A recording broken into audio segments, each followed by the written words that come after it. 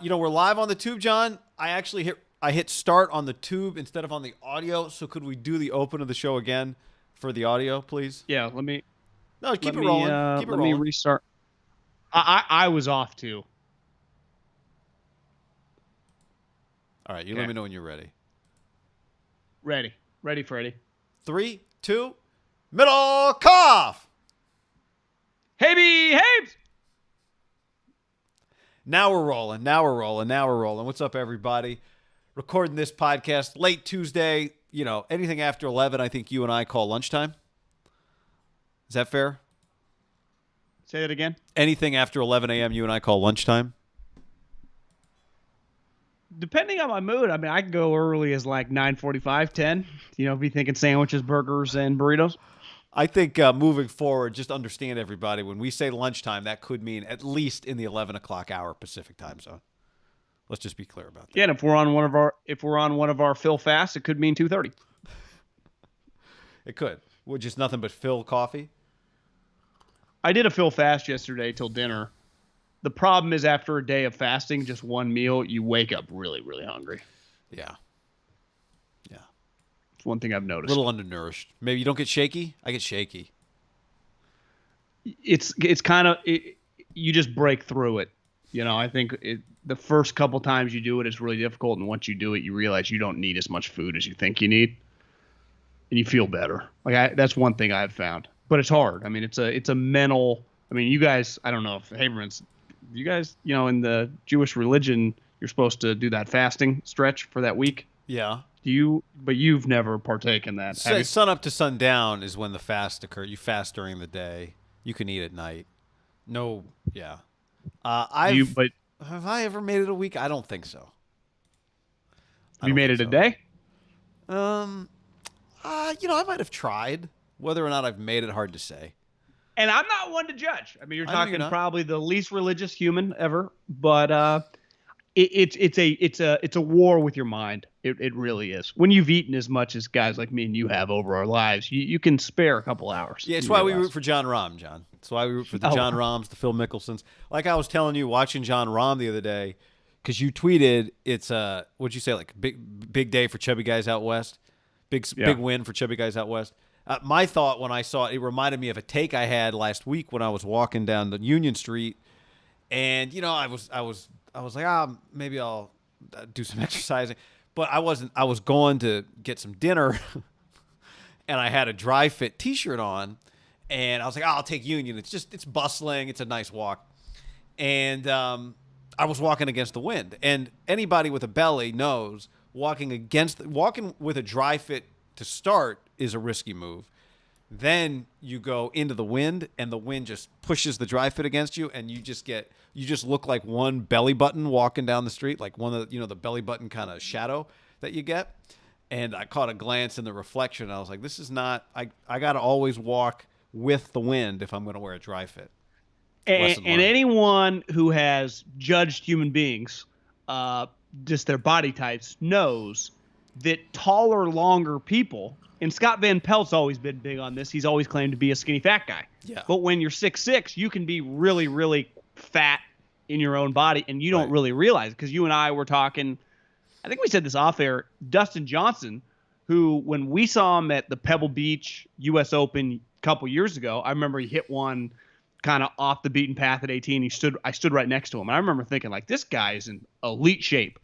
I think the last couple of years he's put on some pounds, and he's got a little, kind of side love handle going, but he's still so tall that it doesn't look that bad, right? Even Rahm, while chubby and a clear belly, pulls it off better than you would. He's probably, you've been around him, 6'1", 6'2", John? Yeah, he's not, Rambo? I don't think he's like, he's big. He's just, but you're right. That's his body type, big calves, big arms, just solid. Yeah. He's built like a pass rushing DT. It doesn't look that bad, but if you're like Brian Harmon size or, like Henry Ruggs and you're 30 pounds overweight, terrible look, right? Anyone under 6 feet, 15. Chubbiness does not wear well. No. I've known a lot of people in my life, parents, friends growing up. There's like a line of delineation. You're like over 6'1". Some guys look like when they get a little bigger, it's like, God, that guy looks pretty good. It just kind of fills out their body. Yeah, you're not But lanky. a guy 5'11" and below, it's like, Jesus. We call that husky. Fat. Husky is what I like to call that. Husky. That's what my mom called it, at least. John, a few things. Number one, get in the mailbag. It's going to be a big mailbag. Get in the mailbag. You can also go to the Haberman and Middlecoff Facebook page. You just go to facebook.com/promo code ham. Facebook.com/promo code ham. If you want to find the Facebook page, I don't think it's in the link of the video, but it will be, and it will also be in the link of the podcast. Leave us questions for the mailbag. In that, we started doing this. I got a few DMs. People like this idea. Give us your favorite bar in addition to your question. So mailbag, put a question. Give us your favorite place to watch a game. What are you looking forward to? Football season, the countdown is on. We just like, talking about places that are cool, and all of a sudden we connect on places. Some guy texted, DM me. He's like, oh, Middlecoff hasn't taken you to Stadium yet? I was like, well, we've gone to a couple places, but I don't know if Stadium was one of them in Walnut Creek in your hood. Somebody else hit me up. Was like, oh, drinks on me at bus stop. Which is bus stop is popping. Anyway, I've been there. I know, yeah. So do mailbag bar. Leave us a question for the mailbag. We'll record the mailbag on Friday live on YouTube, and also tell us your favorite spot. Doesn't have to be Bay Area, just your favorite spot. We always love talking about that kind of thing. So hit us with that. Yep. Like Guy mentioned, the Facebook page. We're live on YouTube. Just type in Haberman Middlecoff to both. Anything else? I didn't write down some of our to-do list.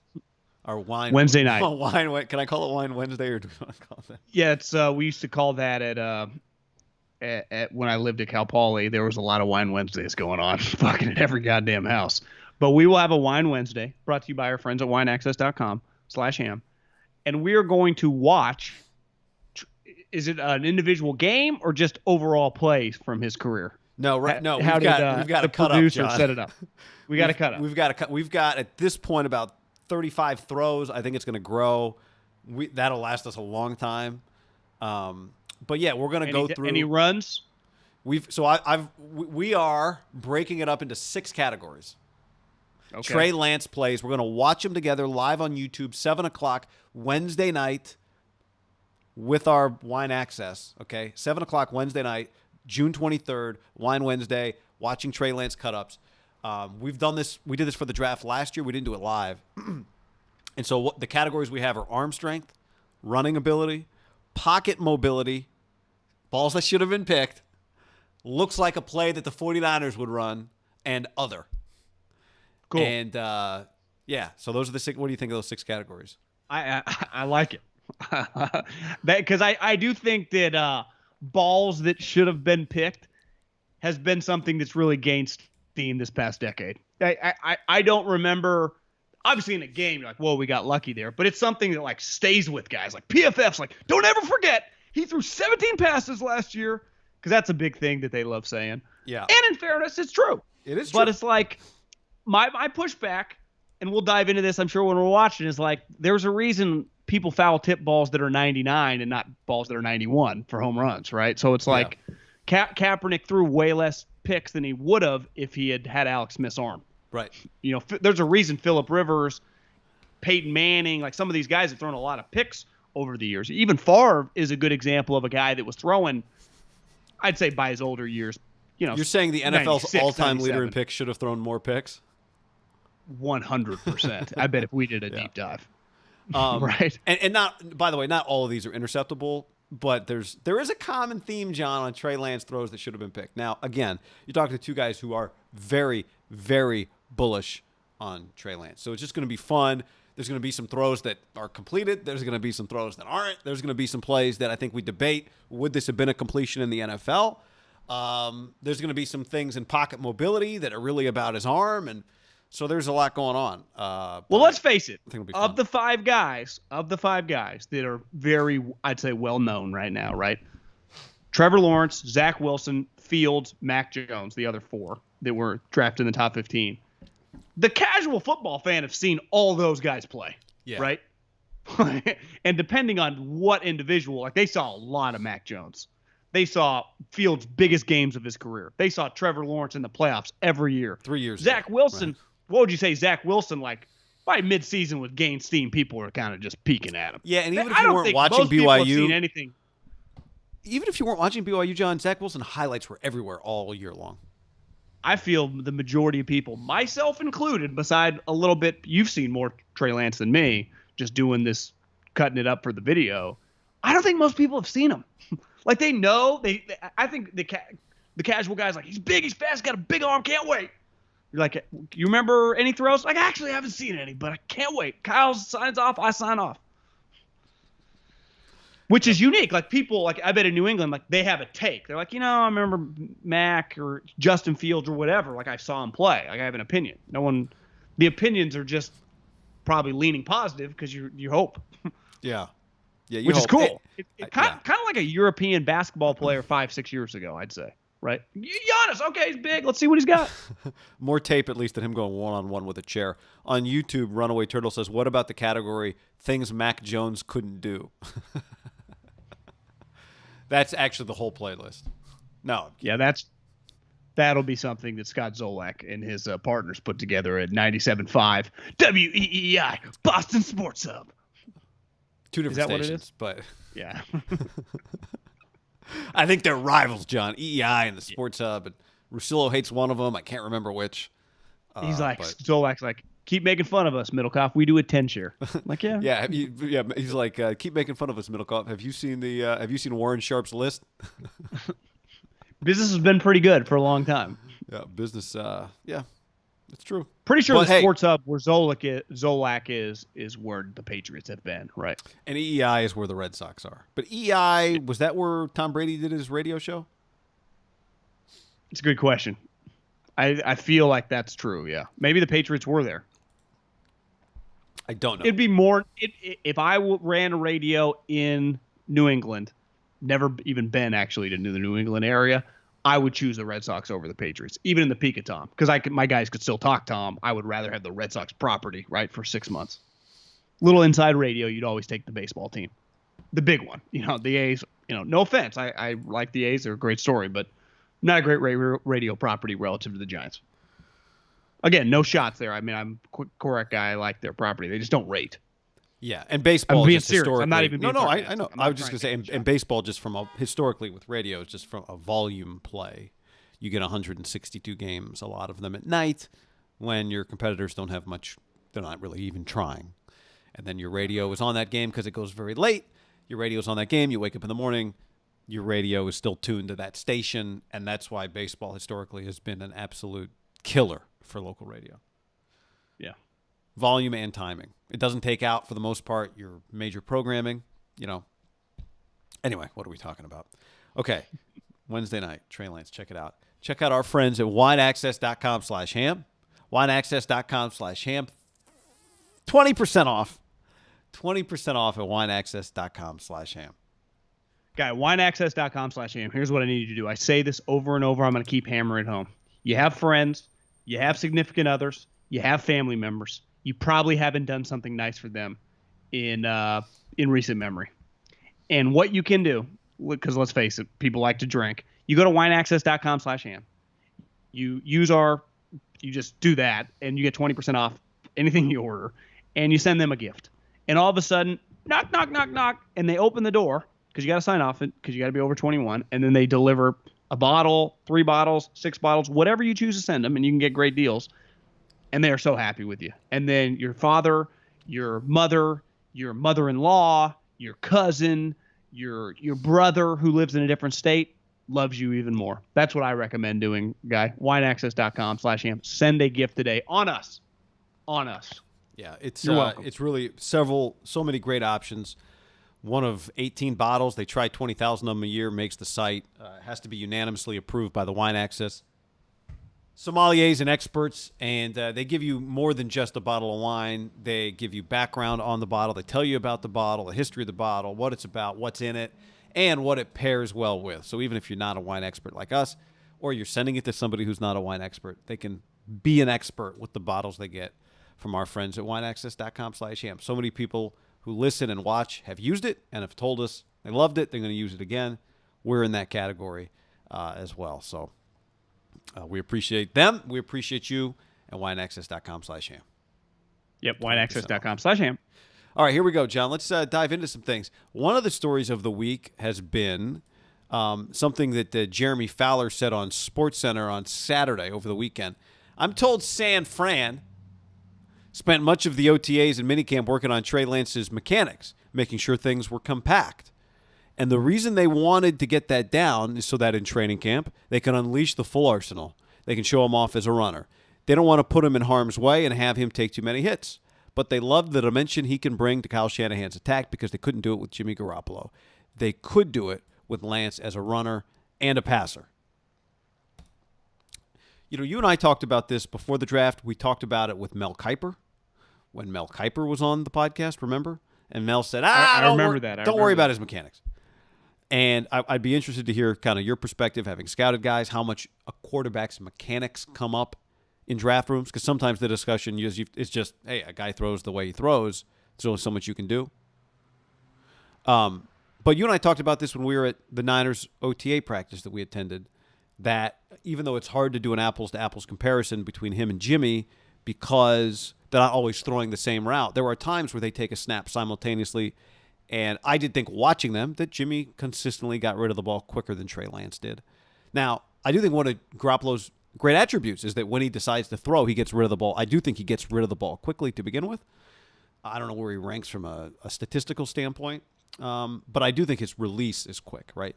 So Trey Lance is going up against a guy that's been honing that release for a while. But nonetheless, is this something you think that can actually be improved in this short of amount of time? Because it looks like they think they're improving it. It is a defining attribute for Jimmy, for sure. And you just notice it at training camp, or the practice we're at, just relative to Trey Lance. He gets rid of the ball fast. He does not have an elongated release. I think when you're scouting a guy, unless you're a former coach, I think you can see loopy releases, right? You could see that. My mom could see that. A Tim Tebow level release, right? I think Cam's always had a little bit of a funky release. And I think there were some questions, I know from my scouting buddies that went through North Dakota State that thought it was a little elongated. So if you just work on matching a quicker release with your footwork so it's all kind of in one motion, just to make things faster. But I am a big believer, and just being a guy that has played a lot of golf and who have worked on things over my life, and I think anyone who's played as a baseball player, any swing, and I think a throwing motion is very similar. You do have some muscle memory. So Trey Lance has been throwing like he's been throwing since he's been throwing a football, which I think he's 21. It's fair to say pretty consistently, probably since 10 years old, right? Just been the quarterback for recess, junior high, high school. It's hard to break those habits. I don't think you can just snap a finger and get a different release pattern than you had before. But I think it's fair to say that the Niners isolated something in his mechanics that they want to improve on. I don't think you can just snap your fingers and think you have a new throwing motion, though.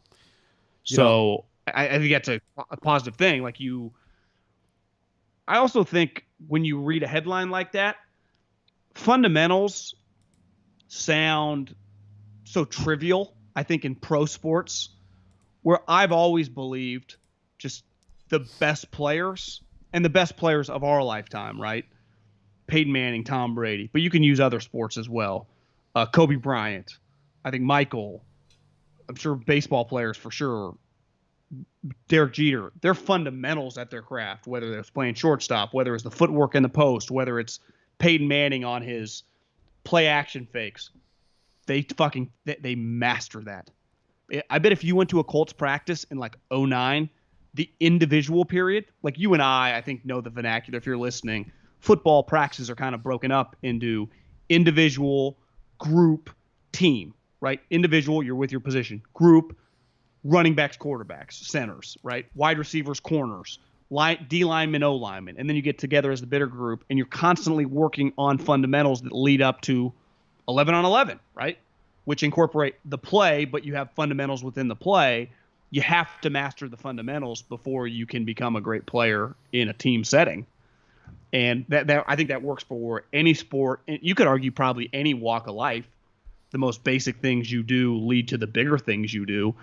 And I think it's more just establishing good habits than trying to just change his fundamentals overnight, which to me, they're clearly trying to improve on some stuff, but I don't think you can expect to see a drastically different player than we're going to peak at on Thursday night or Wednesday night, excuse me. You know, Steph Curry, right, famously changed his jump shot at a young age as a teenager, changed his jump shot to get a higher release. He had not grown much yet, but that was at a younger age.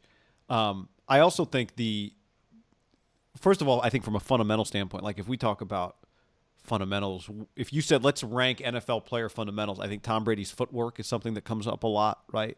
And that's the kind of thing that you can overcome for a short period of time when you're athletically maybe at your peak or when you're young enough to make up for mistakes. That as time goes on, if you don't have those ingrained fundamentals, as you age, I think that tends to be also where we start to see the issue. In other words, let's say Trey Lance doesn't have as quick a release as you want as a rookie, but he's very mobile within the pocket, can get out of trouble, can run, right? Those are things that maybe you can overcome. If Drew Brees didn't have incredible fundamentals, Drew Brees is probably out of the league who knows how many years ago, even with the brain he has. And we've seen the famous video that Reggie Bush took of Drew practicing on air in the practice dome 2 years ago. Was it 2 years ago or last year? Whichever. Like, it's not fake. It's very real. I think the question with Trey, this idea that this is what I would ask a quarterback coach. So you're going to work on his fundamentals here for 40 days, and then you're going to say, okay, the idea is that when we get back, he's going to be ready to roll.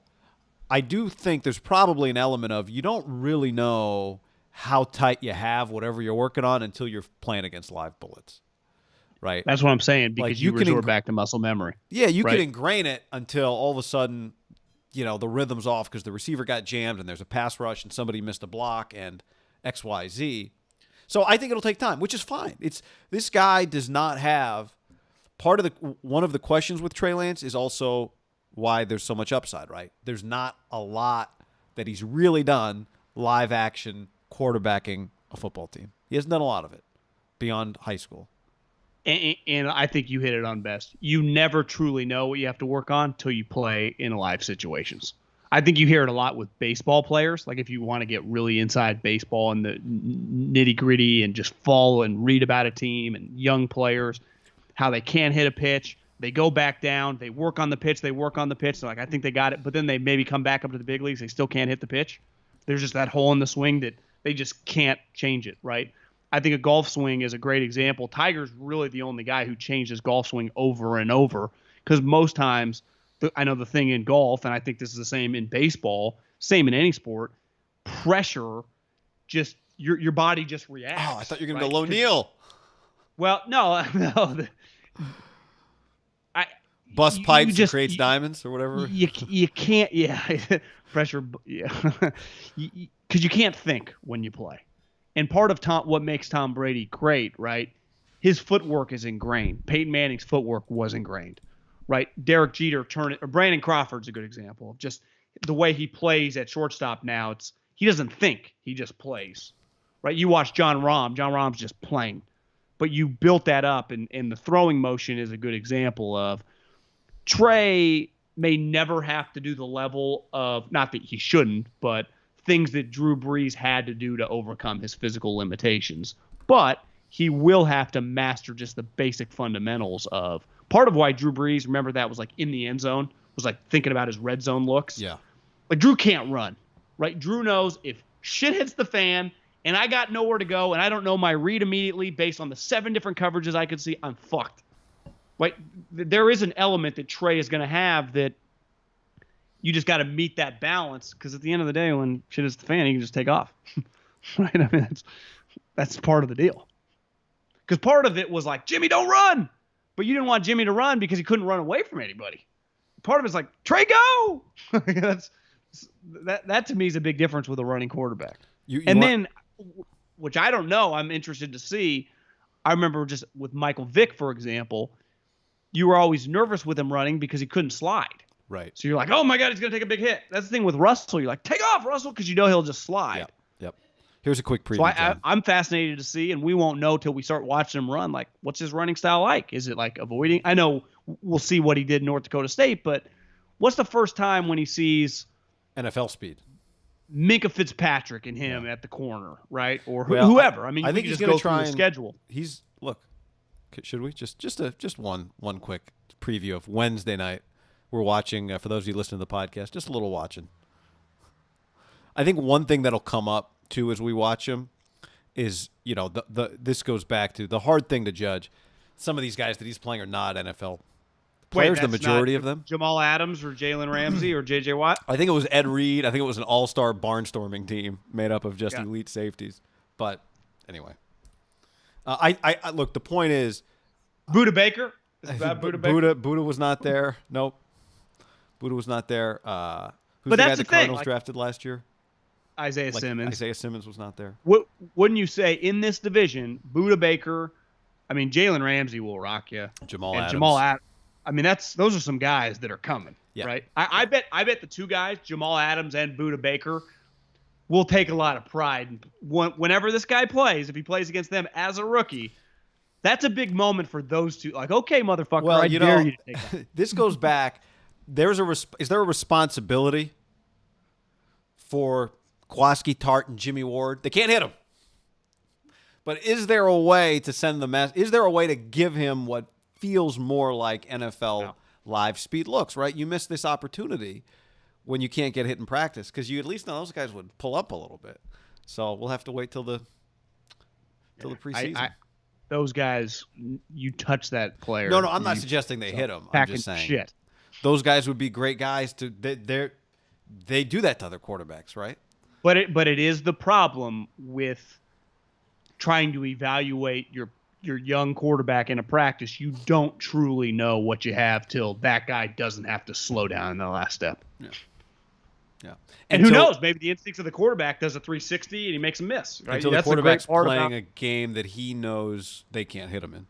Or they can't hit him in. I'll never forget, I think it was Thursday Night Football, Browns, Carolina Panthers, and Johnny Manziel in the NFL, I'm sure in practice, was like running away from guys, and all of a sudden he takes off. And this guy, I think he goes by the name of Luke Kuechly, was like, I don't think you're going to beat me to the sideline, and destroyed him like you watch a lion on a gazelle in the Serengeti. And I bet Johnny, for the first time, was like, oh, that's a middle linebacker, not a corner, not a safety, the middle linebacker who is way bigger than Johnny. Remember, Luke was big. Yeah. I mean, destroyed him. Yeah. Harrowing Wisdom on YouTube says, Budda Baker sees Kyler every day in practice. He's way more used to playing against mobile quarterbacks. Well, I just think Budda Baker's a baller. Like, I just think. All right, love that guy. I know. We're pro Budda. We're pro safeties on this. We're pro a lot of things on the show. Do you remember watching him in college? Like, was he their sweet dude? Yeah. Yeah, he was sweet. I mean, they had several sweet dudes, right? I mean, you think about what Kevin they produced. Sidney Jones, who tore his Achilles coming out. But they got another guy this year, Trent McDuffie, who's supposed to be good. I mean, their defensive backfield had King, who's a starter for the Packers, Sidney Jones, who was clearly a dude before his Achilles ripped at the pro day, and Budda Baker. Like, that's a pretty elite secondary for Pac-12 standards, right? I mean, that'd be good in the SEC. And Byron Jones. Who's on the Cowboys? Different Byron Jones. Different. Oh, gotcha. The guy. But he was he's on the drafted Dolphins now. Oh, the corner. Wait, was that his Was name, he on the Byron Cowboys? Jones? Well, there was a I feel Byron like Jones that. on the Cowboys, but it's a different Byron. Maybe Byron. Maybe I've got the name wrong. I feel like Byron Jones on Byron Murphy. Yeah. I'm sorry, Byron Murphy. Byron Murphy. Where's he? Arizona, I think. Isn't he there too? The DB. Yeah. He was a little younger than those guys, right? DBU. They just said Tennessee just drafted Elijah Molden, whose dad played in the league. Good fit. God, they are producing a lot of DBs. They are. Okay, John, next up. Something that happened over the weekend and then something that happened on Tuesday morning. First, Adam Rank, who is just a legend in the Niner community because he predicted they'd go 3-13 the year they went to the Super Bowl, and he wears it well. He wrote, for 2021, to be a success, the Niners must make the Super Bowl. And then I take that and combine it with what Warren Sharp tweeted on Tuesday. A list, for those of you who haven't seen it, winning season since 2003, and he ranked. The most winning season since 2003, the New England Patriots, with 17. There's nobody with 16. There's nobody with 15. Seattle has the second most winning seasons since 2003. They have 14. Then at 13. I mean, you could guess some of these teams, right? 13 winning seasons since '03. Indy, Green Bay, Pittsburgh, Baltimore. Seattle sneaky had a pretty good 2-decade run. Holmgren and Pete. Yeah. The Holmgren, I think, gets forgotten probably, that this run is longer than Pete. Then we rattle down the list. 4 winning seasons since '03. Detroit, Jacksonville, San Francisco. And to me, this list by Warren Sharp highlights why Adam Rank's proclamation that it's Super Bowl or bust is incorrect. And you and I have talked about this in the Shanahan era and big picture. This organization's next first step is not go win the Super Bowl. Just because they were in the Super Bowl 2 years ago doesn't mean they have to win the Super Bowl. But the standard does need to be boom or bust is great if you boom. But it's been too many busts in the last, 25 years. Now, recently there have been some high highs. But the standard this year for me is not win the Super Bowl or even go to the Super Bowl. It's just go back to the playoffs and establish once again that you are what we think Kyle Shanahan is as one of the best teams in the league. And by best teams, I don't mean top 3 even this year. I just mean be among the regulars that we don't worry about. We don't ever talk about, we don't spend months talking about Pittsburgh. Are they ever going to make the playoffs again? Green Bay. Is this the year they bust? The Niners have busted. They've boomed, but they've busted too much. The way we talk about them is built on four years since '03. Pretty crazy. I actually think it symbolizes, though, kind of the NFL in the sense of from '03 to 10, the Niners were a joke. Those 2 teams below them on that list, for the people watching on YouTube, if you can't see, the worst team in the league was the Raiders, and the second worst team in the league was the Browns. I mean, those 2 teams, there's no one at 3. Cleveland's made the playoffs twice. I don't remember the other time. I know it happened, but I do remember the Raiders time because that was when Derek broke his leg or ankle. Connor Cook. But the difference there is the Niners were Cleveland and the Raiders from 10 to 3 to 10, right? Tom Sula, Nolan, Jed's dad, like they were a laughingstock. I'll never forget in college when I just kind of tuned them out because they were so terrible. And the conversation, I was way more into USC and Pete and Matt Leinart, and the conversation was like, neither of them. Matt Leinert's going back to school, and Pete doesn't want to coach the Niners. Whether that was true or not, I was a college kid, but I remember that feeling very serious. And most people were like, yeah, if I was Pete, I wouldn't fucking touch the Niners. And it wasn't even that crazy. And then really they've been defined by 2 coaches, right? Harbaugh and then Kyle. Like they have been kind of like a college program, right? They have not been, even Harbaugh was loaded with Pro Bowlers. He was the star of the team. The Niners, not quite the star power, but in his one big year, they did make the Super Bowl. Kyle was the star. And it's like, when you get the right head coach, you got a chance. But back to what I've always said about Kyle, say what you want about Harbaugh, 3 of the 4 years, his roster was better when he inherited, but they were not winning before he got there. He went to the playoffs 3 or 4 years, 3 straight NFC championships, and then his shittiest year was 8-8. Like Kyle's shitty years have been drafting really high. Yeah. And that, like you said, ultimately to be, I mean, look at, to me, that second line after Seattle, Indy, Green Bay, Pittsburgh, Baltimore. What do all those have? Like every year just feels like for 20 years, basically, those programs and let's call them programs, and organizations and franchises, like their fans, there's not one of those teams right now whose fan doesn't go, if this shit goes well, I mean, we definitely are in the championship game. Right? I think, John, I would characterize it this way. Do you have a chance? There's a lot of luck that has to happen. I think I tried to buy the book, but it's not out till October. There's a new Patriots book that's coming out in October by, I don't know. Curran? Hawley? I don't think it's Curran. I don't think it's Hawley. It's Wickersham. Wickersham, yeah. Can't wait. And one of the excerpts or one of the highlights I saw was like one of the things that the Patriots have had going for them, and if you've been watching them, you know this, and it's okay to say this. I always say this. You can say a team that won a championship had luck because every team in the history of any sport that's ever won a title, except like the Dream Team, needed a little bit, unlike USA softball in the 90s, needed a little bit of luck. Most championships are not won by bulldozers, right? Most championships, Alabama's needed luck. Everybody has needed luck for the most part to win a title. So there's nothing dirty about luck. Tiger won the U.S. Open, I think, by 15 shots at Pebble Beach. He was lucky. And could have won it by 12 and could have gotten dicey. You're right. He's in the category. I might have those mixed up, but yeah, it's rare. I mean, but for the most part, Tiger Dream Team. I mean, it doesn't happen very often. But what I would say is you just need to be in position to have a shot for a few things to go your way, right? And that's what Indy and Green Bay and Pittsburgh and Baltimore are. And if we talk about Green Bay and Aaron Rodgers, we're like, God, it's kind of crazy they don't have another one. And Drew Brees, it's kind of crazy they don't have another one. It is. But they are in the mix all the time. Your fan base starts a year knowing we got a shot here. And then the postseason rolls around and we got a shot here.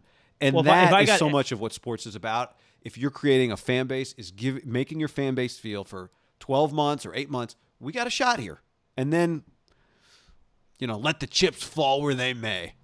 Well, if I got every Packer fan and said, instead of just your one championship the last 2 decades, I know Rodgers has been to 5 NFC Championship games.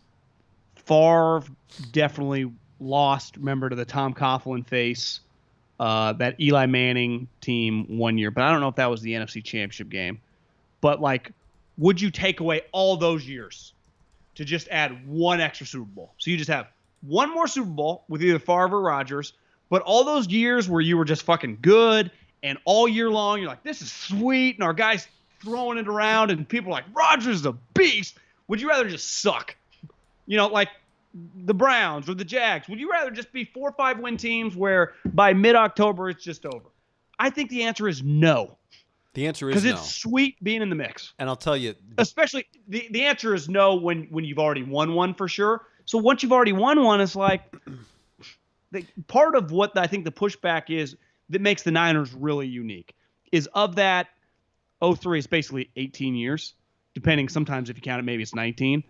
But the Niners, really their last 10 years have been pretty good. They've been to 4 NFC championships in 10 years and 2 Super Bowls. Like how many teams in that stretch over that period of time have accomplished that? It's been a unique little run. It has. It has been very different. But I think the reason... Because from 03 to 10, they were complete duds. I think if you're going to say, John, well, with hindsight, I'd rather have the championships than all the competitive years. That's something you say with hindsight when you're thinking about arguing about, with your buddy who's a fan of another team. You're like, oh, we got 3 championships. Yeah, but no one goes, yeah, but our winning percentage over an 8-year span was .650, right? You can't win an argument like that. But if I said to think about it in the future, right? And let's try and calibrate what this hypothetical would be. In the next 10 years, your favorite team wins a Super Bowl and goes to another, but misses the playoffs in 6 of the 10 years versus, I don't know. Let's put it this way. Wins 2 Super Bowls, but misses the playoffs in 6 years. Like I don't know if the Giants missed the playoffs that much under Coughlin, but would you want your future to be next 10 years, 6 playoff misses, 2 championships, or let's say 1 playoff miss, 1 championship? Is that the 2 championships? No, we're talking about 6 years in which your team is not a playoff team. I don't think the Giants would trade their. No, I don't think they would either, because that's what happened. They wouldn't. But it's like, wouldn't. But they beat Belichick and Brady twice. It's part of, to me, who they beat. That's true. Their run both times. It does matter. I just know this, and I defend Rodgers and the Packers all the time. They have not been a failure because they only have 2 Super Bowls to show for it. They have 6 MVPs between Favre and Rodgers. 6. Think that spans, guy, from 1995 or 6 through 2021. He was announced the MVP. And think of all the winning years. Like that is, you don't trade that. You think the Colts fans would trade all those sweet, badass years for to be shitty that whole time, but you have 1 extra championship? Like, no. Part of being sweet is being sweet every year. You're not going to win it every year. Like what the dream team and those are all-time outliers. Even Belichick, that we're never seeing anything close to that again. I actually think that they skewed it. Like they really skewed the way people view. Like, why don't we have more chips? Like winning 1 or 2 back in the day was a big fuck. Parcells and Belichick and those Giants teams are all-time legends. They just had 2. No one's ever like, should have had 5. It's like 2 sweet. Coughlin and Eli are held to such high standard at the 2. Like, that's a big deal. The 6, that's what Brady's doing is like, don't even consider Tom. Tom has nothing in common with anyone else. Russell Wilson, Aaron Rodgers, they have been all-time successes. In my 35 years of life, they're on a short list of like all-time greats any sport. But I think both guys kind of get nitpicked. We should have done more. Rodgers didn't quite get over. No, it's like it's been pretty good. So there's a balance. But what they do different from the Niners, for example, they do go to the playoffs every year. Yeah. Like I think Kyle just needs to go on a run of just can you just what Andy's doing now in Kansas City. Now he's raised the bar a little bit, but like no matter what these next couple years, they're going to be in the mix in the second and third round. Then, like you said, do they drop an interception? Does Patrick Mahomes roll an ankle? Who knows? But like you just know we got a chance every year to win a Super Bowl. And that's really all you can ask for. Because part of the cool part about what we do and talk about is like the anticipation leading up to it. Right. But here's what I know. Having now done this with you a while and seen some awful Raider and Niner teams, shitty sucks. Like really sucks. No question. I personally biased. It's terrible for business. It's apathetic for the fans. It stinks. When you're good and you're interesting, your fan base quadruples in size. Well, no one likes to get together. Because a large percentage of the people that watch your team don't care when you lose, but they do care when you win. John, it's way more fun on a Thursday night at your favorite bar campus to say, good outdoor area, to talk about what you're doing Saturday than to talk about what you're doing next year, right? When your team sucks, you spend a lot of time talking about next year.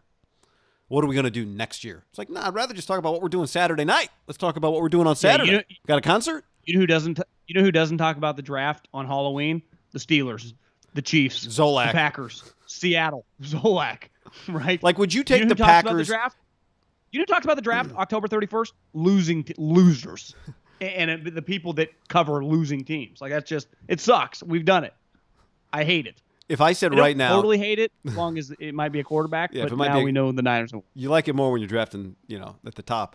If I said right now, take it or leave it, the next however many years it would be, 10, 11 years, would you take the Packers 09-20 for your favorite team? Or would you roll the dice that you can be better than lost a wild card game, won the Super Bowl, lost the divisional, lost the wild card, lost the conference championship, lost the divisional, lost the conference championship, missed the playoff, conference championship game. So that's one Super Bowl, 4 conference title games. How many division championships? Excuse me. Do you have like 1, 2, 3, 4, 5, 6, 7 divisional championships? Won the Super Bowl as a wild card team. So in a 10-year span, would I sign up as a fan for 7 division championships, 5 championship games, and a Super Bowl, and a quarterback that won 3 MVPs? Without fucking hesitation, you'd have to be on crack cocaine to say no to that. 12-year span. Yeah, and 2 missed playoffs. Yeah, I think you would take it too. And the fact that you win 1 Super Bowl changes the whole thing, right? That's the one thing. You were, the Niners haven't actually won that game. If you were a Kansas City Chief fan, right now, would you thumbs up or thumbs down that right now? So 1 more Super Bowl and all the championship You'd probably games. thumbs down it, but I think it's riskier than we probably act like it is. I think it'd be pretty risky to thumbs down 1 more title. Because with Mahomes, it's like, can he win 5? It's like, maybe, but the odds are no. The odds are he's not going to win 2 more. Do you agree with that? What's more likely, he wins 2 more or none more? With him, it's tough because he's going to be in the mix. You'd say historically, you'd probably have to lean 0. If I had to put like tangible cash on it, you'd bet 2. Yeah, you'd bet 2 more if you're putting some money on it. More fun to bet that. Yeah, that's the other part of it. I'd probably make that bet depending on what the odds were. John, let's tell the people about our friends at Gabby.com/ham. Gabby.com/ham. Right now, go get started. Gabby.com/ham. We've done it. This is where you go to check your car, your home insurance policy. Literally, it stands GABI for Get a Better Insurance. Guy, they're the one true comparison platform with real rates. They give you apples-to-apples comparisons of your current coverage. You and I did it, and we were lucky. We had the right coverage. We were not going to save any money. But here's the thing. Gabby customers have saved $961 real dollars. This is net income. This is after taxes per year on average. Not almost $1,000 a year saving insurance. That's a big deal, guy. I can't recommend them enough. Gabby.com/ham. The one true comparison platform, Progressive, Nationwide, Travelers, all in one place. It's free to use. They never sell you information. No annoying spam or robocalls. Put your policy to the test like we did. Free to check. No obligation. Gabby.com/ham. That's Gabby.com/ham. Let's also tell the people about True Niagen. True Niagen. If you've ever felt drained after your favorite exercise, right? Maybe you hike, maybe you bike, maybe you do a little weight training, maybe it's all body weights. Whatever you're doing, not anymore. True Niagen fuels the body's energy engines, maintains cellular metabolism, and even supports heart health. Guy, I love True Niagen. I use it today for a little workout because here's the key. Fueling the body's energy engines, it maintains the cellular metabolism and even supports heart health. Healthy heart, healthy life. Since taking True Niagen, it helps my muscles recover. I got a little lift in today. Someone at the gym told me a couple weeks ago, one of the trainers, he just came over. He's like, I got a little piece of advice for you. He said, slow down. You let your muscles breathe. And slow down between sets or during? Or you were just like during? Going too fast? I was going rapid fire. Yeah. I don't truly know what I'm just trying to get a little sweat, and I felt better. And my muscles are recovering. I have more zest for life. I mean, look at me. I'm fired up for life. Zestful. I took a True Niagen. Luckily, they sent us some. I can't recommend it enough. I've been using it pretty consistently now the last 2 weeks. Yeah, they do. So right now, new customers can save 10%. Yeah, you got the box right there. By going to TrueNiagen.com, TrueNiagen.com/ham. Use the code ham once you're there. That's TruNiagen, TrueNiagen.com/ham. And then once you're there, use a little promo code ham. Promo code ham. Save 10%. No big deal. Again, we're just giving out cheap stuff. Thank us later. By just telling your friends and using our promo codes. Yep. Yeah, we do. Can we take a brief... Really quick, guys. Yeah. These statements have not been evaluated by the Food and Drug Administration. This product is not intended to diagnose, treat, cure, or prevent any disease. Legalities. Just try to be above board here in Haber Moon Milk Off. We don't want... Follow the rules. Just making a note. Before we move on, John, I'm going to mute my microphone and blow my nose. Haberman's got a little bit of the sniffles, and when you got the sniffles, sometimes you have to, blow your nose. Now, what's the key to a good nose blow? You check it afterwards. Ew, that is fucking disgusting. I never. Well, you got to know it's how you like kind of. Oh, what? You don't check? I have never ever. No, I'd throw it away. Well, you got to know what you're working with. Like, is it clear? Is it yellow? Is there blood? Am I making progress? Am I getting the stuff out? You bleed out of your nose? Oh, my nose is really dry. So sometimes if I'm blowing my nose for 4 days, 5 days, like I've been doing, you get a little redness. Yes, God, I understand. Yeah, if your nose gets dry, I never check. I check. I just want to, I feel like I feel a sense of accomplishment. Sometimes I'm big on if I'm outside, I'll do a Bumgarner snot rocket. Blow? Yeah, good Okie blow. Yeah, love a good Okie blow.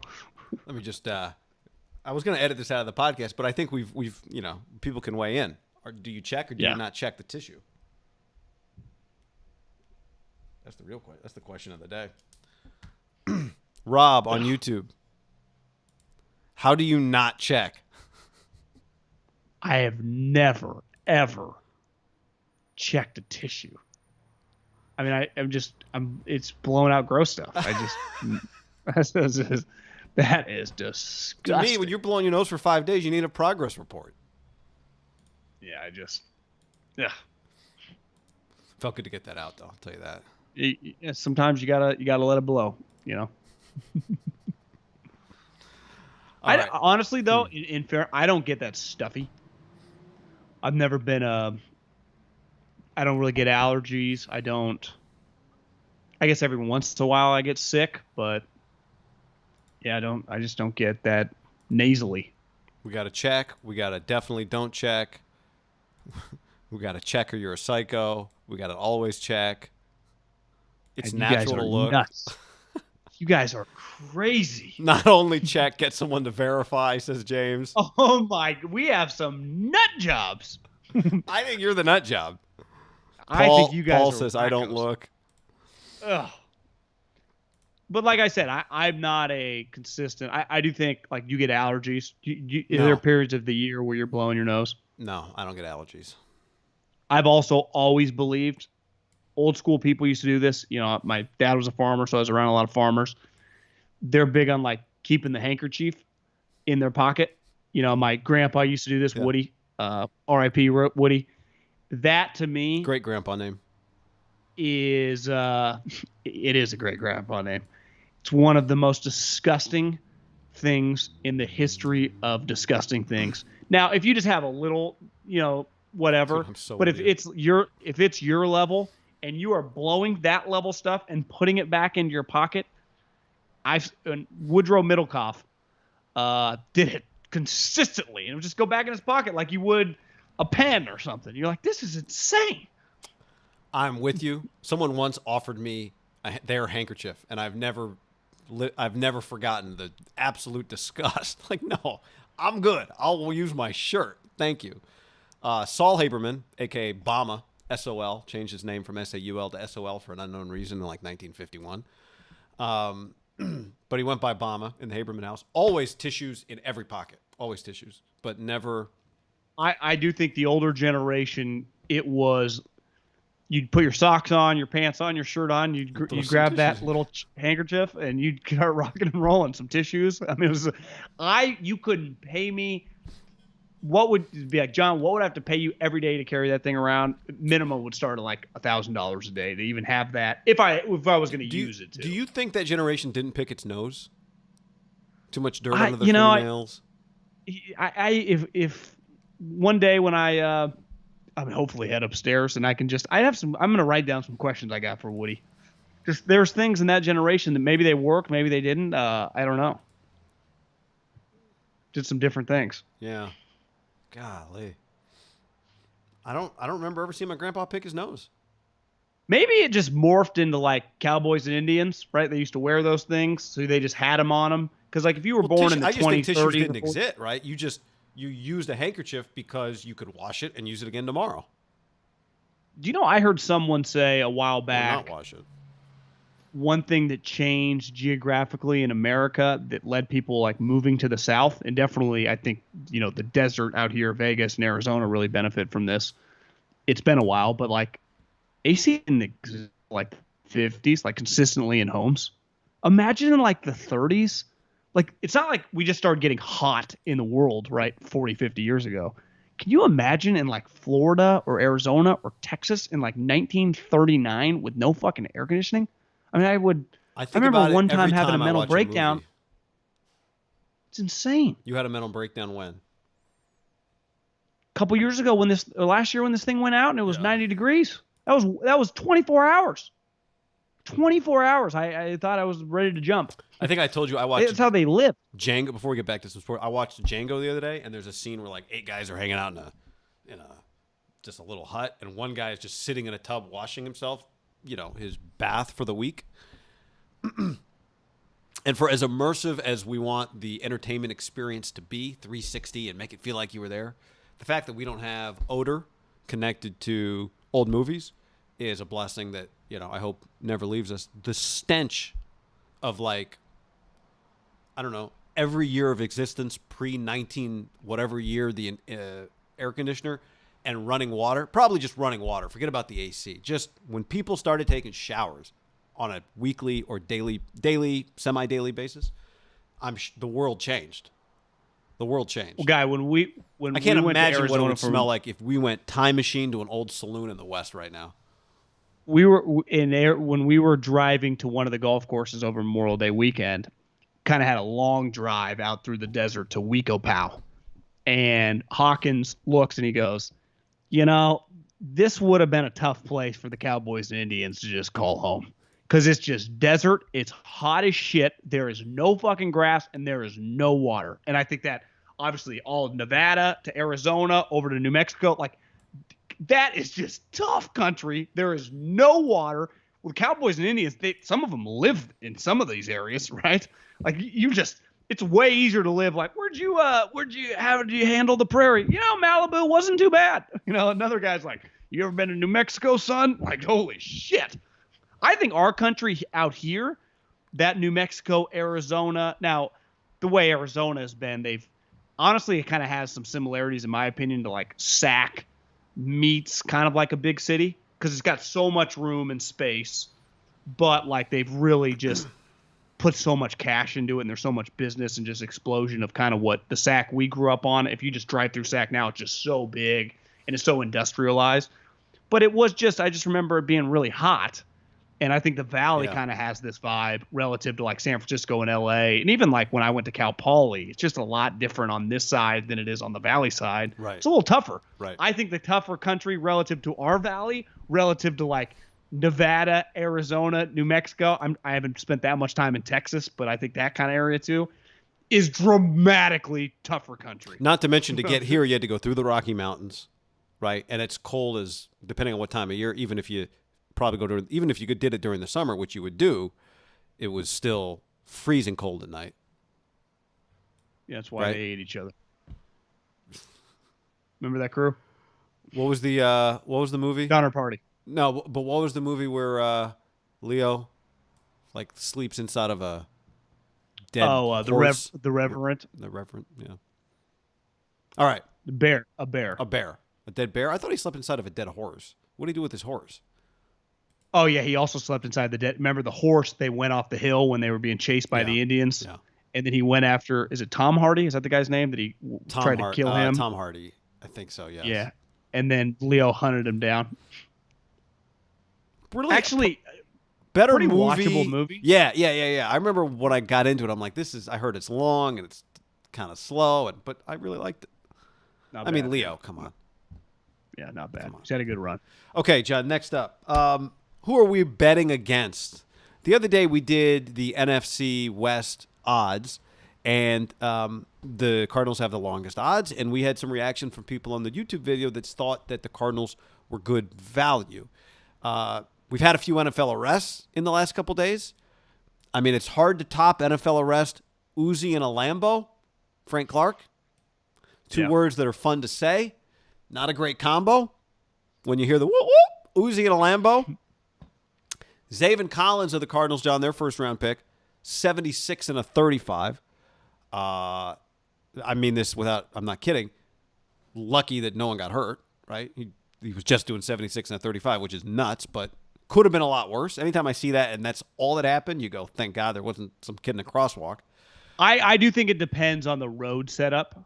I think there are road setups where I'm sure that'd be outrageous. And there are probably other ones that it's not as crazy. But he did get arrested. Like, if me or you did 75 and a 36, are we automatically getting arrested? I didn't know that reckless driving was an immediate arrest. So I just have the situation red flag when I see the guy got arrested. Because at 21, I would consider myself a borderline speeder now. Not on that level, but I do think the road, setup, I would judge differently if I saw it. I did get on the ground floor. I think that's fair. You would say having your first-round pick arrested, not ideal.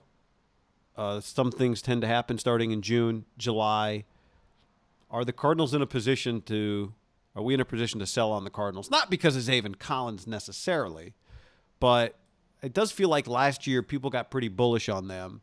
And I think you in particular early, I still think when you have a really good quarterback, you got a shot. But the problem is then he started getting hurt. And Cliff, I don't think, is Sean McVay or Kyle Shanahan here. And how many coaches now has Steve Keim had? Is this his third? This is coach third, that he's on, which is, not typical, I don't think, for a GM in terms of sustainability. Yeah, I think he's in a little trouble. I've thought all along this kind of group, him and Cliff, are on the hot seat. And Steve Keim has really been, you'd say, more of a disaster over his tenure in the sense of things that have gone wrong than obviously Cliff. He's in charge of the draft. He drafted a player who I was told this guy's good. Like, this guy was a top 20 prospect. You know, I had heard the Raiders were going to take him. One of the reasons they took Leatherwood is they had planned on him and they couldn't trade back. They wanted this guy. This guy was a red flag guy. This guy was off. I talked to a team. He wasn't even on their board. And Keim has a history. And I'm not anti-drafted red flag guy, so I'd be a hypocrite to act like I wouldn't do that either if I was in their shoes. I learned from two coaches who were pro red flag guys, and I think you have to be as coaches. You know what? Kyle is kind of unique. Frank Clark He's plays on the for the opposite Chiefs. Yeah, I mean, so it's like Andy is as liberal as it gets when it comes to those type players. So I'm not. Xavier Collins wouldn't have been off my board, but Steve Keim got a DUI. Robert Nadike, remember that guy from Ole Miss that they had drafted? Remember he got pulled over with a bunch of cocaine and an Arizona light. Then you have a one-and-done coach. Like, this guy is, to me, if they don't make the playoffs, I would envision all these guys getting fired. All of them. And I don't think they're going to make the playoffs. Like, I think think how much money they spent this offseason on. They had a top 16 pick. They just got this guy. They buy J.J. Watt. They spend a decent amount. I mean, they spend AJ Green. $6 million on A.J. Green. And clearly there's just pressure anytime you have a number one DeAndre overall Hopkins pick. last year. Yeah. Remember, they gave him a ton of money. They basically guaranteed him. He became the highest paid wide receiver, remember? It was like equivalent of a 2-year contract, but they gave him like $40 million. Boom. And to me, though, the kicker, not the actual kicker, but the kicker in the situation is when you draft a quarterback number 1 overall, I would say if you say within 3 years should he be in the playoffs, if he's like a hit, you'd be like 100%. Especially when they do have talent around the guy. Like Budda Baker, good player. Chandler Jones, good player. You draft Isaiah Simmons in the first round. You draft this linebacker in the first round. You obviously have a ton of guys on offense. They don't make the playoffs this year. I think everyone's getting fired. And I think you have a new administration there. I think it would be fascinating.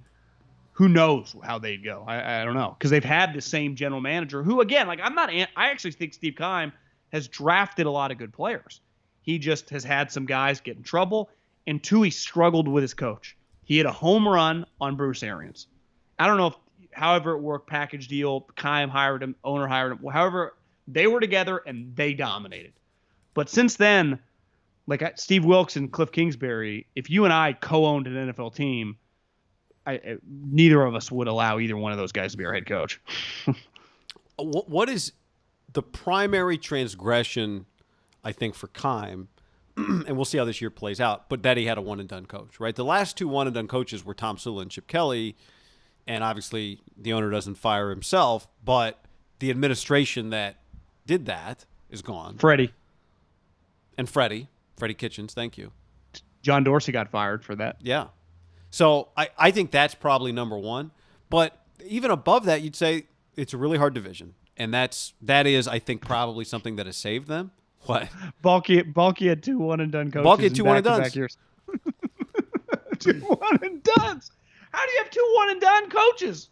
2 one-and-dones. One of them being an internal promotion probably helps, I guess. But, you know, they haven't made the playoffs since 2015, which was his 3rd year as the GM. They made the playoffs honestly, 2 out of the first 3 years. Pretty nuts, honestly, looking back, that Balky survived Tom Sula because the John Dorsey, Freddie Kitchens internal promotions sometimes are worse. Now, I wonder if the deep details were, and I think this has been reported on, that it wasn't just him, though. Yeah, see, that's what I think saves you a little bit, right? Is it's a group rally around Jimmy T. Well, who was the other guy? Oh, it turned out to be Adam Gase. And Adam Gase. But it was between Adam Gase and Tom Sula. Yeah. You know. But I mean, we're talking about 7 and 8, 7 wins, 8 wins, 3 wins, 5 wins, 8 wins. You're saying since Arians? I'm saying since they last made the playoffs. This is Steve Keim's tenure. I think Arians last year was 8-8, and then they've had the shitty year, the Josh Rosen year with Wilkes, and then they've had the 2 years with Cliff. What was their record last year? 7-9? Amazingly. And remember, they stumbled down the stretch. So it felt at one point in time, it felt like, God, my prediction is going to be wrong. They're going to go 10-6, right? Because mid-season, it looked like they were, I mean, not quite a shoo-in, but as close you could be to shoo-in without being a shoo-in to make the playoffs. It's pretty crazy they missed the playoffs. Looking back. Yeah, it is. But then you kind of they fell apart down the stretch. Yeah, when you watch their whole season, they had some high highs. But I do think I like using the phrase "button down." Like at times, it was really hard to kind of put them in a box because they could look fantastic against good teams, right? Yeah. But can they do a full season of it? Look, the Xavier Collins thing is not like the season will roll around. That thing will be old news by next week, and it's not going to matter in all likelihood when the season starts, right? Is he going to get suspended a game or two for that? I do believe, though, Guy, any GM in the league, if your first round pick is arrested before we get to fucking 4th of July, that's embarrassing. Like, and this is someone who doesn't think some of this stuff can be overrated and like, what does it even mean? I just mean from a simple looking at your owner, what you're trying to accomplish. Like, I just think it's a terrible look. Yeah. Well, right? I know It this. just is. When his phone rings and he's got to tell the owner about it, it's just a bad situation. Now, again, they're lucky this thing wasn't worse. I think the Xavier Collins arrest, I think for me the point of it is not that arrest is going to somehow affect their season. It's more so it brings up the discussion about the fact that these guys, based on their resumes, should be on the hot seat. But I think but here's the counter. If I would counter, I'd go, wait a second. Cliff Kingsbury has been there for 2 years. He went from 5-10 to 8-8, and his quarterback looks pretty good. Why should he be on the hot seat? Well, that's what I'm saying. They make the playoffs, he's good. They miss the playoffs, I think they're done. Because I do think that's a 3-year run. I think part of it is how do they look? Do they go 9-8?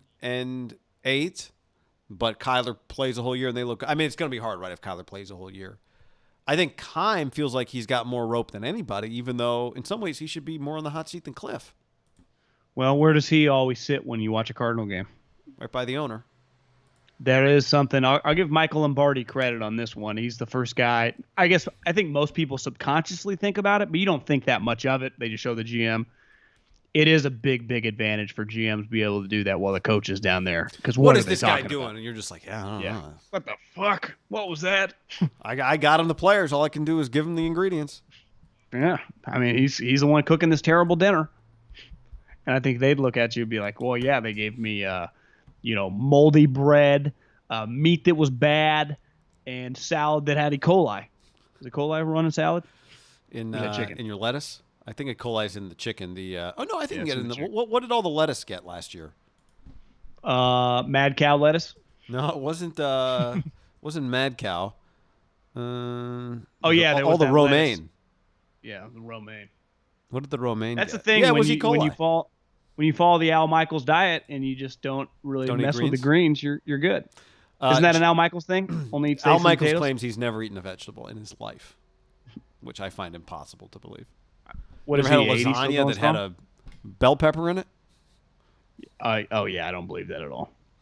Josh says McCorkle's DUI never mentioned. We just mentioned the 2 arrests that happened this week. That's all. Yeah, McCorkle got a DUI. It was literally anyone saying that is completely clueless. He plays in the SEC at Alabama. It was an enormous story, I'm sure, in Alabama and on Paul Feinbaum. Well, we talked about it before the draft. Yeah, but I did see that being a consistent theme leading up to the draft. Just because you don't follow the SEC, the SEC is basically as big as the NFL, and it's covered. I'm not judging Xavier Collins any more than I'm judging Mac Jones for it. It's not about that guy. Yeah. One guy was a red flag, and he got a DUI to go. The other guy has not gotten in trouble yet. So it's like, I think sometimes we hold on to the past. I just in general in life, people love holding on to like sports fans. Like, we've won this many championships. Oh, for sure. You're counting shit from like the 70s and 80s. You're 25 years old. Who gives a fuck? Right? I mean, losers love holding on to the past, even just with anything. If a guy was a bad guy, like Tyrann Mathieu, like he was kicked out of college. Yeah, and then he became one of the highest character guys in the league, team captain for 3 different teams. I'm a big believer in looking forward. Like, are you a shithead then and you're still a shithead? Then I got your red flag. Are you a shithead then and then you kind of change your life around? Are you immature or whatever? Like, to me, there's a balance of humans or just anything. People love, I just think it's a loser mentality to, like, think about the past, right? Like, we won, like, if I was a Dodger fan, like, we won the World Series in 88. Yeah, I was 4. I do not care. Yeah, Right? I don't care I mean, either, but I don't think that's I loser love mentality. I think it's just you build arguments based on things that have happened, not things that haven't happened yet. You know, but I just think in general, the court like, I think system's we do it based with on people. historical I think we do it with fans. standards. Yeah, but again, like precedent, okay. But have you changed? Like part of like getting out of prison is rehabbing or getting better. Like we used to lose, now we win. I used to be a bad guy, now I don't get in trouble. I used to be a good guy, now I get in trouble. I don't know. There's just a million different scenarios. I'm not trying to I don't even care about McCorkle, but my point is like this guy was a red flag and then he got in trouble. Like that happened. Like Ray McDonald is a good example. Like the Niners have been full of them. Not like they had a lot of guys that were like red flags, kept getting in trouble. It's like we got a problem here. Chris Culliver. But I just think there are a lot of people though that who was the fullback? Bruce Miller. Bruce Miller. I think he's on the Jags. Yeah. I think there are a lot of just people in general that I don't know improve, like get better, right? That just mature. Well, like here's one. Les says Tyrann Mathieu was never a bad guy. He just liked smoking synthetic weed. I love Tyrann Mathieu. But my point is he got kicked out of college. I think there was more to it than just drugs. And I think but my point is, look, the bottom line is just he's an example of a guy who was in trouble and is not only is he not in trouble, I think is viewed as stalwart of the league. Yeah, like you'd love to have him on. I'd love to have him on my team. I know that. Yeah, me too. Unhappy Camper says, we hate Jimmy. Trey is God. Yeah, that's a good synopsis. Okay. A couple other things we wanted to hit today, John. Oh, my God. Speaking of this, I'm going to put these pictures up on the video on YouTube. You can either go back and look at them there. We put them on the Haberman and Middlecoff Facebook page. You can just go to Lincoln Riley's Twitter page. He retweeted a bunch of these. Oklahoma had like a recruiting day over the weekend, and they brought out the most expensive cars you can find. I'm not even a good enough car person to know what all these are. I know a Bentley when I see it. I think that's a Rolls Royce. I think we got a Ferrari there. Ferrari. Or a Lambo. I think that's the Ferrari sign, isn't it? I think you're right. I think. And another... I think it's a Bentley sign. Oh, I thought that was a Rolls. Look at this. I think yeah. Not only that, here's the other part. These guys are wearing... Yeah, I think that's a Lambo next to it, the black one. Jesus. These guys are all wearing like bedazzled Jordans. It's hard to tell, but these are not players at Oklahoma. These are recruits. These are high school recruits. Look at on the YouTube. You can see bedazzled Jordans is what they're wearing. I've never all the crazy recruiting, the incredible. I don't know who concocted this idea. Maybe it was Drew Hill. Maybe it was Lincoln Riley. Incredible idea. And honestly, I bet every person who recruits saw that and went like, "What are they doing?" How often do you see pictures non-photoshopped of a high school kid in the uniform of the program? I didn't know that was illegal. I mean, clearly it is because they're doing it. That's pretty like. Oh yeah, that happens a lot now. It does. It happens. Not only do they put the guy in the uniform, which I was actually thinking about this the other day. It's funny you mentioned that because I'm like, that other guy just put those pants on. Now I'm putting these pants on for my photo shoot. If your parents are there, they'll give your little brother a uniform. They'll give your sister a uniform. They'll give your mom and dad like zip-ups. You can take a family photo. Yeah. Well, you and I talked a little off air. I think if I'm like number 2 and I'm like, I led the team in catches last year, and now some high school kids wearing my number in front of a Bentley, I'd be like, what are we doing? Trying to get better. You know, we were bullshitting about this before we came on, and the funniest part about just the college arguments, and I do think a lot of them tend to be a little disingenuous sometimes, led by the media. But the one thing that like a lot of people love telling kids how they should think. The history of most of these kids, whether it be movies or reality, of the people asking for money is not the 17 or 18-year-old kid. It's the dad. And the dad, I think when he gets the $200,000, he doesn't then give the kid 45. I would imagine in most of those transactions, the parent keeps the fucking cash. You know what the kid wants in 2021 more than ever? They want to post those photos on their Snapchat and their Instagram and their TikTok. Like that's what the kid wants. That's an incredible photo. That is. I bet if whoever that kid is, I could text Drew right now, who's 53, and we went to his Instagram, what are the chances that John, I got all these photos from these guys' Twitter pages, and then Lincoln would repost it. So that's where it came from. Like, they take the photos, they give the guy the photo. right? So basically, you are creating content for their page, right? You are helping them create content for their page. That content that no one else has in front of these coaches. But think about this. If you and I followed everyone that covers college sports and that is really inundated with the conversation about money and stuff, I don't think any of them are talking about the true love of these kids wanting to post the cool shit. That is the most fucking important thing. Literally one of the best coaches in the country. Saban does the same things. Kirby's doing the same things. Mario's doing the same things. All the Ohio State's doing the same shit. They know what these kids want. Not the cash. That's what the parent wants, right? They want the pictures. I would love to have been Lincoln's giving cash. No, I know you're not. I would love to have been in the meeting when they were like, all right, guys, ideas for the recruiting weekend. It's like, hear me out. What if we got a Bentley, a Lambo, a Rolls? We roll them onto the field. Well, you remember who was the quarterback? It might have been when we were in college, when Stoops was the coach. One of the quarterbacks at Oklahoma had a summer job at like the big dealership. Do you remember that? But never showed up, and they paid him, and they got in trouble for it.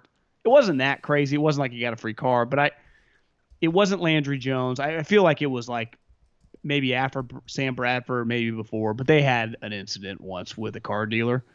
And it was one of those, I remember Pat Hill, you just give your kids jobs. And I think one way the big school, like our kids, like Robbie Rouse was like digging ditches, like to get $10 an hour or whatever. Great running back. I think some of these programs historically, which is great. I mean, we would all do it at 20 years old. Like, you give me a job, I don't actually have to show up and you pay me. That's a great job. Great job.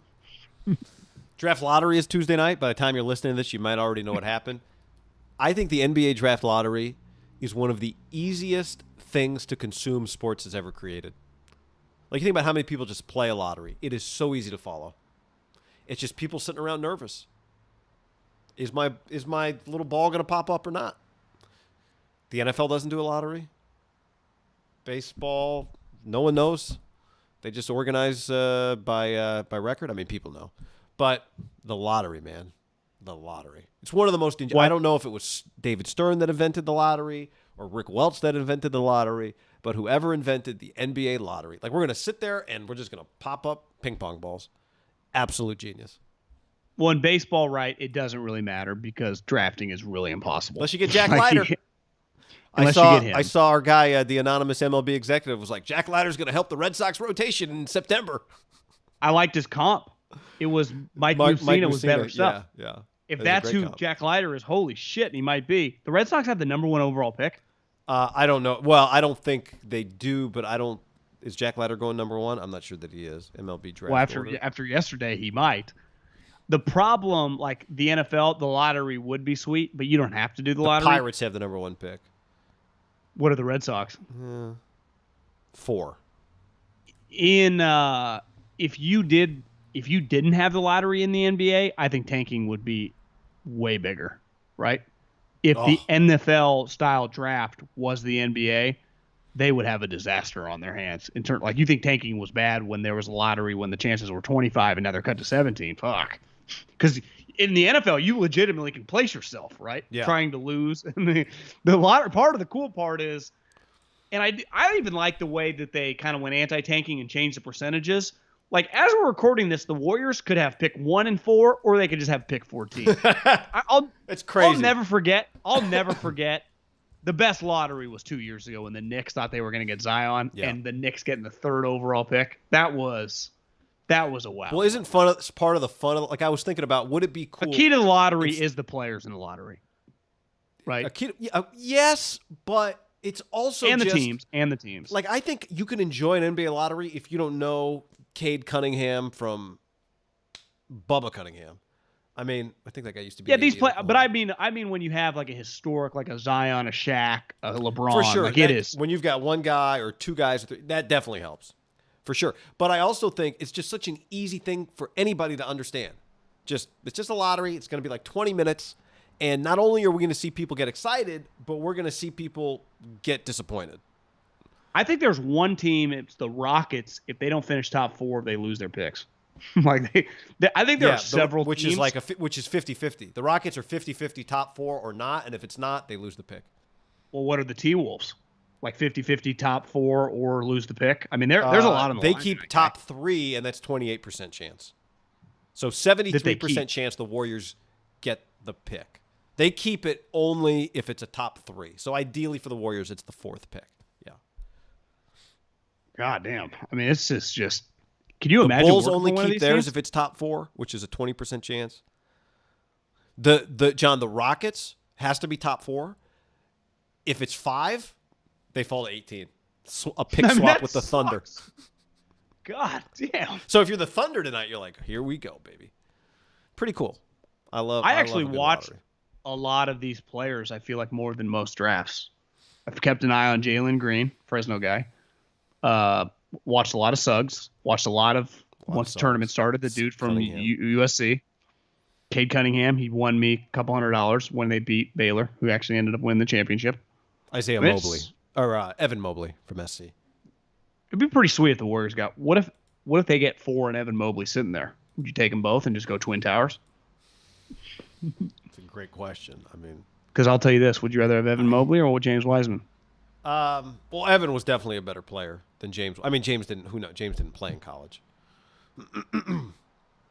But I think if you just like canvas the one of Evan landscape. Mobley's things is he's got great feel. He doesn't He's not a guy that is going to try and force it. Really good passer, good vision. Really now good you're teammate. right. It's unfair because he's been injured, and we have a little NBA, viewing of Wiseman. I do feel like if you gave 30 GMs the opportunity right now, you get Mobley or Wiseman on your team. I think Mobley they would probably be 25-5, maybe. Yeah, or higher. I don't know if it'd be. I mean, I bet there are people that still like Wiseman a lot, but I think Mobley people think he just has a great feel, really good passer. I actually just the couple USC games I liked his brother, who I think is like a fringe first rounder, Isaiah. right? Yeah, not as athletic, not quite as tall. I don't think he's as good of a shooter, but again, same deal. Like just Jay good Crowder? family, just basketball, just smart guys, really high level guys, just impressive guys. Yeah, Eric Mobley, their dad. I saw a little Jay Crowder. What do you think about that comp? A little bigger, but yeah, I mean, Jay shoots the 3 well. This guy does Isaiah the Mobley or Evan Mobley. I'm talking the brother, Isaiah. not the elite guy. Yeah. He was shooting threes in he'll the take tournament. some threes. He'll take some. I don't know if he's ever going to be Jay Crowder. I don't think he's athletically Jake. I think Jay Crowder's more athletic. What about the white dude from Gonzaga? Adam Morrison, Kevin Herter. No. The dude Corey this year Kispert? is going to be he's going to be a polarizing guy. Well, there were people that thought he lost money in the NCAA tournament. Yeah. The key is when We'll you're see. gonna suck is to already have the contract signed, like our boy Benjamin Simmons, who is just I have seen some absolutely hilarious things on social media. Every single person in the NBA, and it's funny because the NBA, I think the last couple years, they've tried to be very, very pro player and be very conscientious about being friendly to everyone. I think they're kind of getting used by a lot of the players' agents, and it's worked. I think they've kind of gone old school with Ben Simmons, and part of it is like it's an easy thing to kick when the guy's down, but he is getting absolutely shit on everywhere you look. I mean, I'm not just talking like the Stephen A, like the people that would. I'm saying just normal people are making fun of him. He It's is a getting huge made NBA fun of. storyline. It really is an illustration of how massive the Sixers are. You were making this point to me beforehand. Like right now, I think the Sixers are one of the biggest brands in the league just because they're so interesting. The whole process became a long-running joke, and then Embiid and Simmons, but Embiid in particular has just been a fantastic personality for the league. Everyone knows who he is. Yeah, they added Doc Rivers and Daryl Morey last offseason. Yeah, that. He had 5 points in Game 7.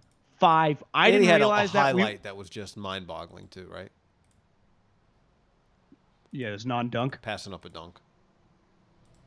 I just think that in that town, when people think you're, most of my friends that are big Sixer fans thinks he doesn't care, and maybe it's just the way he conducts himself. Maybe it's not a lack of urgency, but he has this feel like of indifference when you watch him play. Yeah. Now he can be really and also special, you don't feel like he's gotten a lot. You're like, wait, shouldn't he be a lot better? I mean, he has an incredible skill. He should be a complete player. You would think. Like, why can't he shoot? Yeah. Well, I mean, I think people think he doesn't care, and so he doesn't work at it. Philly's not a good town to have that. Your life can get hard. Yeah. Tough town, guy. Tough town. Keep an eye on Wander Franco tonight, John, making his big day. Number 1 prospect in baseball for the Rays, making his debut. So the Rays have the number 1 prospect in baseball? Of course they do. Actually, they usually develop him into the number 1 prospect once they get him. I do think, you and I have talked about this a lot. I don't want to spend too much time on it. I think baseball has done a better job in the last few years of just like, now look, if you don't go to MLB.com, then you're not going to see that all the top 5 bullets are all Wander Franco's making his debut. Take a look at some of Wander Franco's greatest plays. Who does Wander Franco comp like? Like, you still have to get to people who aren't hardcore baseball fans somehow. I do think they've done a good job. I think it's helped that college baseball players are bat flipping all over the place. I think like the pitching ninja and just like that kind of stuff. Baseball does feel from just the getting their young guys out there standpoint, and maybe it's just the young guys like Tatis are just cool and Guerrero. It does feel like it's kind of loosened up a little bit with some of these guys and just trying to make people aware of who they got. I feel like they're a little better with that. Do you? What's the pitching ninja? Pitching ninja is the guy on Twitter who's become pretty big over the last year or two because it's nonstop just the nastiest pitches. Like he's basically the Rex Chapman of nasty pitches. But he's not just like putting up videos. Like he's kind of a pitching. I don't want to use the word guru, but he actually like knows a lot about the analytics of pitching and spin rates and all that stuff. So he actually has like a business on the side. I think he had that first. But like pitchers engage with him and retweet and hitters, and I'm sure that's where Josh Donaldson got a lot of his videos of pitchers using spider tack. Was this ball shouldn't move like this? I don't know. What's Rex Chapman's lane on Twitter? Blocker charge. This guy just got hit this cow just got hit by a truck. Blocker charge. You know. Got you. That's why when people say I don't follow him, he's made a career out of stealing videos on the internet. Like he just ripped. But yeah, Snoop Dogg does the same thing. Fantastic videos. Blocker charge. You know, this guy got hit by a propeller plane. Blocker charge. Gotcha. That's pretty good. I think baseball is just. They do have a lot of young players, right, that are just exciting. Part of it is just you need excitement. Like like Zion's really exciting, but it's like no one watches the Pelicans. Can you get exciting on good teams? That's, one thing I think Ohtani, who just had the most historic week of all time. I mean, he won a game as a starter and hit 6 home runs. I say it all the time. I do think if he was on the Yankees, Red Sox, or the Dodgers, he would be infinitely bigger, and he's pretty big, like in our sports world. But I think he would be, if he was doing what he's doing now in 1993, like when we were kids growing up, like on sports, I think it'd be the number 1 sports story in America. Now, times have changed, and I've just said I don't like living in the past, but my point is like what he's doing right now is if the equivalent of whatever he did, and we talked about this on the last podcast, was happening. I think the part of it's just his team. And luckily, I think they play the Giants the next 2 days. I can't fucking wait to watch. You guys starting against Kevin Gausman, who might be, DeGrom's back, so he'll probably start the All-Star game for the National League, but Gausman's been really good. Yeah. So, depending on who drafts lighter, maybe you just start lighter. It's not a bad idea. 15 Ks. I'm a sucker for like looking up and seeing like, oh, it's a good Carl's World Series game. Like when they get 8-0, 10-0, whatever. But if I see it's like 2-1 in the 7th, and I see the guys in the dugout doing rally signs and like the parents biting their nails, I'm like, it is awesome. It holds a special place in our heart. Yeah. You're more than me. I mean, I showed up in Fresno right when they're winning it, but that was pretty. I spent 2 that weeks was a there. big deal for. That was a big deal for Fresno. Remember they had a parade. I remember on the fire trucks. Incredible. I was there. Were you at the parade? I was at the ending. Like all the football field. Coaches came out. They came to the field. It was just they beat Georgia, who was like the equivalent of like Alabama football. Yeah, I mean it was a big deal. Buster Posey. They beat Arizona State. Wasn't Arizona State the number 1 team in the country? And they lost the first game, and then they came back and beat them. They had Ike Davis and Brett Wallace. Didn't they stage a fight on the 3rd game? Ike Davis and Brett Wallace faked a fight. I think it was Ike Davis and Brett Wallace faked a fight while Fresno State was taking infield. They were standing like in the first base coach's box and pretended to have a fight. Pat Murphy was the coach. Pat Murphy briefly became the manager of the Padres, and kind of a football mentality. Some people say it was his idea, but they staged a fight to try and distract Fresno State to make them think like, oh, these guys are. I don't even know what the logic is, but it didn't work. But did Pat Murphy never make it to the regular season? like did Pat Murphy, did he coach in the regular? Yeah, something happened. I don't remember exactly what the deal was. His career is, what did he do? I think he made it to the regular season, but didn't. I have to look that up. Weird. I kind of did. I don't remember that, but I kind of do. Yeah, something happened. But for everyone that says like baseball needs the ball in play more, it's like honestly, I think 1-1 games, pitchers throwing 98 and breaking off sliders. That is to me just as good as 8-5 with the ball in play, and it takes 4 hours. Jack Leiters and Jake DeGrom's, like, that's an easy storyline for people to follow, right? Pedro Martinez and Ray. No one was like, ball's not in play a lot. Like, dominant. I would say this. I think dominant pitching, like an individual who is a dominant pitcher, is the best thing in baseball. I think. Well, I mean, by far, because a hitter who hits a bunch of home runs only bats 3 or 4 times a game. But I would say they're every bit like the most famous thing in baseball is a home run. When you say just the sport, what's the most? You just say what's the most famous thing in baseball? Someone would say a home run. Yeah. I do think in our lifetime, the star elite pitchers have been every bit as big and famous and important as any Barry Bonds, Manny Ramirez, like Randy Johnson, Pedro Martinez, even like the recent guys, but some of the famous people, Kerry Wood. Just anytime a pitcher comes up, it's almost bigger than a hitter. Because when Nolan Ryan, you know what it is? When you are that dominant at that, you are preventing somebody. You have this like the kind of enforcer, middle linebacker, Ed Reed, strong safety, pass rusher. Like that's the kind of rep you get is like somebody who shuts everybody down, and that's a great rep to promote. That's that enforcer thing. I'm here to kind of take you can't stop me, and I'm going to take it from you. Baseball's best, you're still striking out and grounding out and just getting out. Well, I remember in Ken Griffey Jr. baseball, Mussina was on the Orioles, and so was Cal Ripken. They were actually a fun team to play. They were pretty good. And you throw the knuckle curve. And I remember Little League starting for the White Sox, Sam Wilson's the coach. I threw the knuckle curve, so it didn't curve or knuckle, but I gripped it with one finger on it and then the other on the side, and then I tried to roll the wrist, but it didn't. It just kind of went. Yeah. I love the knuckle. I threw that pitch probably every other pitch. I remember I dropped down once. Remember El Duque, Orlando Hernandez, where like sometimes he'd throw from up here, sometimes. I remember dropping down once, like way low, just for a strikeout. Where'd it go? Strikeout. In Davis Little League? Davis Little League. I remember. Well, probably not Little League. This is maybe whatever was between Little League and like 8th grade or something. Yeah, 9th grade. Yeah.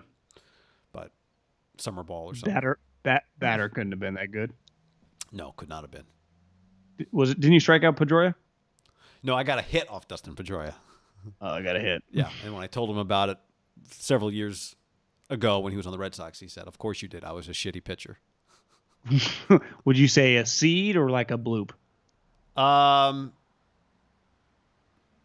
think any hit you had then probably you thought was a seed. If we watched the tape today, it was probably a bloop. Yeah. Well, like a grounder or like a it was just back up the middle, just kind of a, Gotcha. It was probably a bloop. Probably is what it was. Yeah. That was my signature. Did he bloop. Graduate? Was he a year older than us? Yeah. Gotcha. Yeah. Woodland Wolf. That's right. All right. On that note, 7:00. Don't forget. Tell your friends. We'll be there Wednesday night. Wine Wednesday with Ham. We're not really branding it that, but it's fun to say. We'll be watching a bunch of Trey Lance tape. You want to throw just for the tube? I don't want to show anything. I don't want to give anything. Yeah, I'd save, guy. Okay, I'd save. All right, we'll do that Wednesday night. Tube only. Haber Middlecoff YouTube channel. We'll be watching a bunch of Trey Lance cut-ups. So join us for that. Thanks for hanging, everybody. Peace.